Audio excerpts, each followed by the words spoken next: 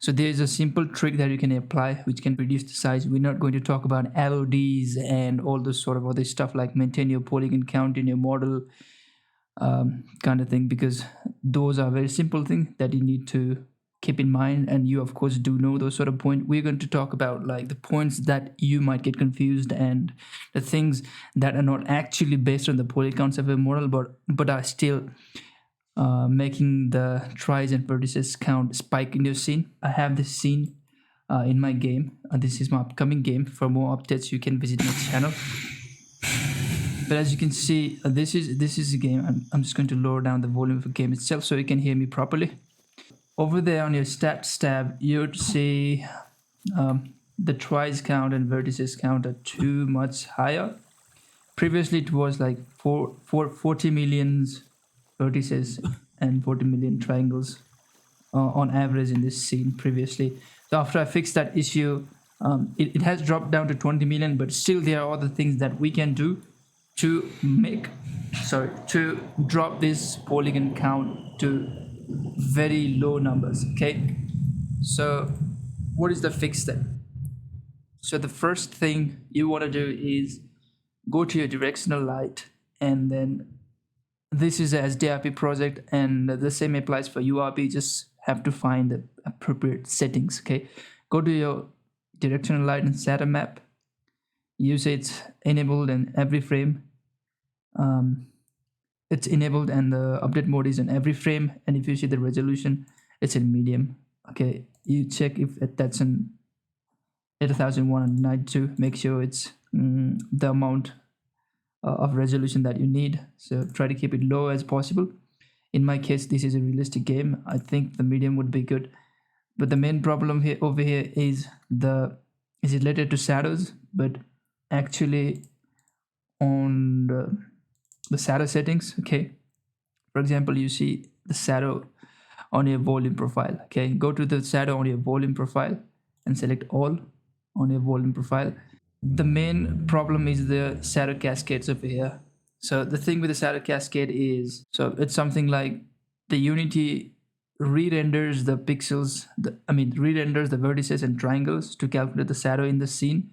So the more cascades you have, the more tries counts would be there on your scene. Okay, so the thing is to reduce the shadow cascade. What that it does is, like over here, it assigns the distance, and if you hit show cascades, if you see the colors over here in scene on blue, it would have much more realistic shadows than green, yellow, and red. The farther it is, the less accurate shadows. But in our case, our environment is foggy, whether you can't see far enough, and if your game is based on indoor games, you can just use like one cascade, or you can get away with two cascade. In my case, it is foggy, I can't see too much far, I can use just two cascades. So if I reduce the count of my cascades right here, let's say to 2, set these values accordingly. Let's say the blue area is where I want my shadows to be good, and the green are not that good as blue. Okay, and what I want to do over here is I want to reduce the distance, because if you see in my game you can't see too much far. Okay, try to keep this distance low as possible, unless you have a very open world game with everything is visible and bright sunny day.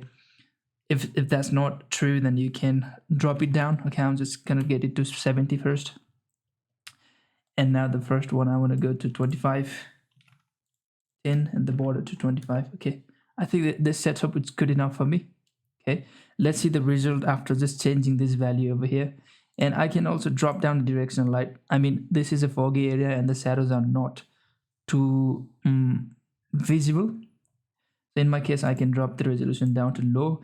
And the thing with this foggy area is that the shadows are already blurred by the fog, so that's why I do not need any sort of sharp shadows in my scene, so I can get away with low resolution of the shadow.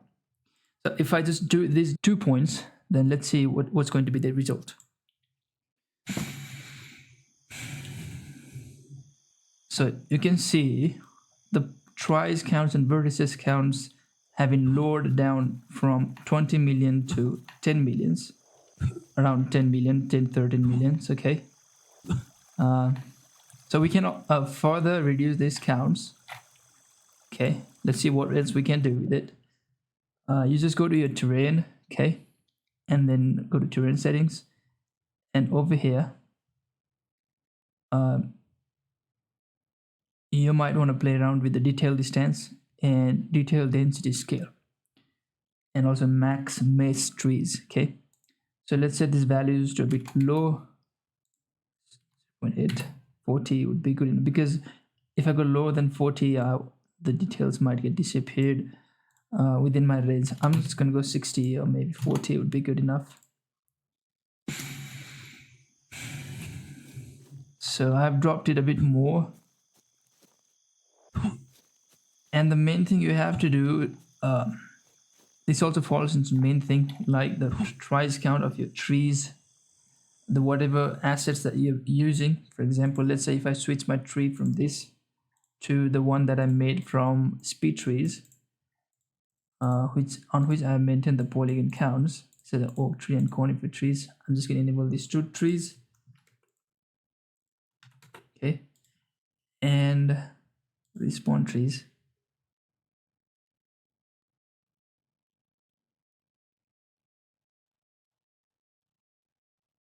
Okay, I mean, previous was better, but the whole point of this thing is try to keep your tries count lower on your 3D models. And the main thing that's causing to spike up this one is the shadow cascades, and the shadow properties within your thing. So in my case, what I've done over here, one trick that I've used is I've created this script called day and night script, where we have assigned a directional light, and I've set this shadow mode to on demand, and then update when light movements.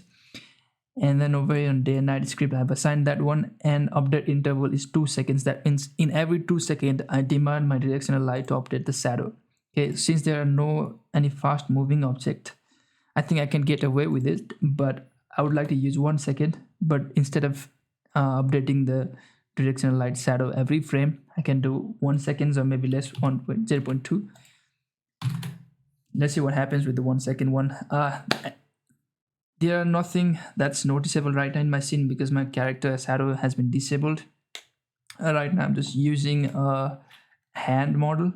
I haven't used a character model, so that's why I've disabled the shadow for my character. So the only moving object right now in the scene is this character, so that I can get away with like 1 second delay in the shadow updates. Let's see what this does.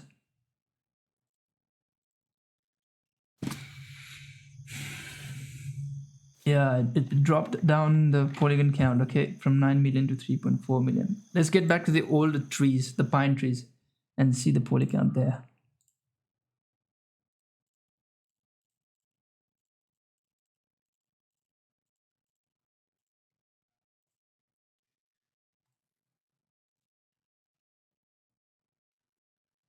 Okay, let's see what happens now. You can see finally we are able to drop the count from 20 million to around 6 to 7 million. Okay, this is his progress. So I was getting troubled with this tries count a lot from the beginning, because I didn't know that it was being caused by the shadow cascade. So if this helps you, please be sure to subscribe this channel and like the video. Leave a like, share this video with your friend. This is a quick tutorial. This might apply to you or maybe not, but see if this is causing the issue in your game, and try to modify the values according to your need. Okay, thank you for watching.